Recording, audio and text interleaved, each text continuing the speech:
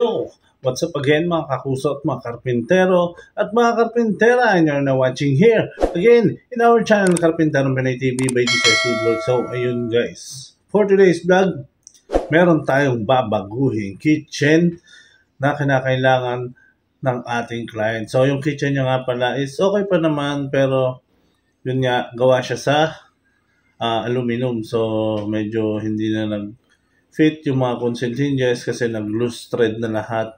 So, kailangan natin palitan at kailangan natin gawin ang nais ng ating client. So, ayun guys, ano pa hinihintay nyo? Samahan nyo ako at baguhin at pagandahin na natin ang kanyang kitchen. So, ano pa hinihintay nyo guys? Let's go!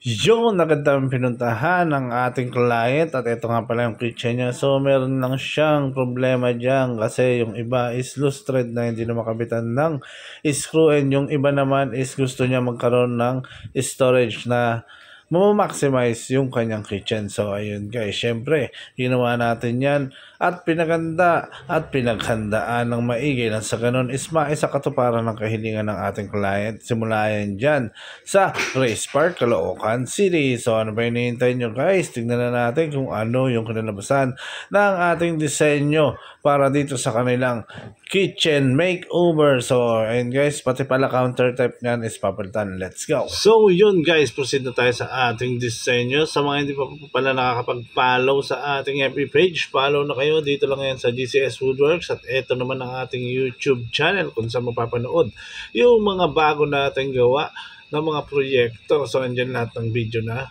ina-upload natin. So, ayun guys, proceed na tayo sa design. So, ito nga pala guys. So, yung kitchen niya dati is aluminum. So, medyo na-loose thread na yung mga console. So, kailangan natin palitan kasi yung screwan niya wala nang kapitan. So, kailangan ng ating client na more storages, na ma-maximize yung space. So, ayun, nilagay natin yung microwave. Then, dito, pull-out basket. Also, dito meron tayong drawer. And ito yung kanyang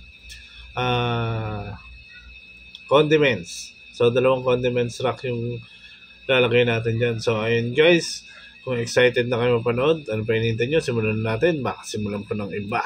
Let's go! So, ayun guys, agad natin ginawa yung kitchen niya. So, ang magagawa lang natin dito muna is overhead cabinet kasi yung kanyang under counter is slab. So, automatically, dun yan siya ipapabricate and dun siya susukatan actual ng pinto. So, after that, masukatan, gagawin na yung pinto dito. Then, uli sa shop.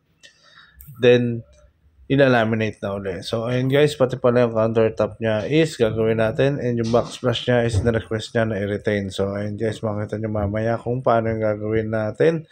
So, ito na yung nasa ating drawing at plano sa kanyang overhead. So, proceed na tayo sa under counter guys. Let's go!